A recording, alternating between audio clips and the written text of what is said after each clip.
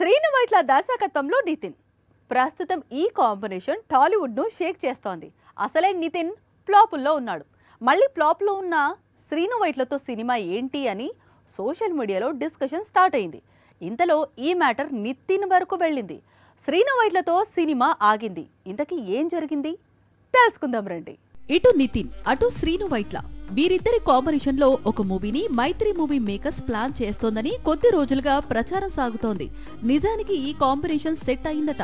ఇప్పుడు బ్రేక్ కూడా అయిందట. పూర్తిగా ఫ్లాపుల్లో ఉన్న శ్రీను వైట్లతో నితిన్ సినిమా ఏంటి అని సోషల్ మీడియాలో కామెంట్స్ చూసి నితిన్ వెనక్కి తగ్గినట్లు ప్రచారం సాగుతోంది. నిజానికి శ్రీను వైట్ల రాసిన స్టోరీ చాలా బాగా వచ్చిందట. అందుకే నితిన్ కూడా డేట్స్ ఇచ్చాడట.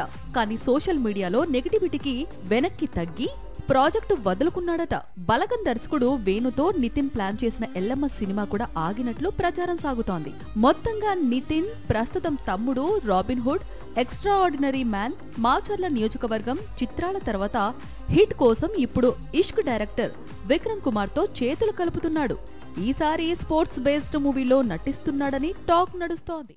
పేదవాడి పక్షాన నిలబడతాం, ప్రజా గొంతుకై నినదిస్తాం.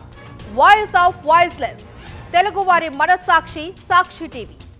సాక్షి టీవీ ప్రసారాల కోసం మీ స్థానిక కేబుల్ ఆపరేటర్ను వెంటనే సంప్రదించండి.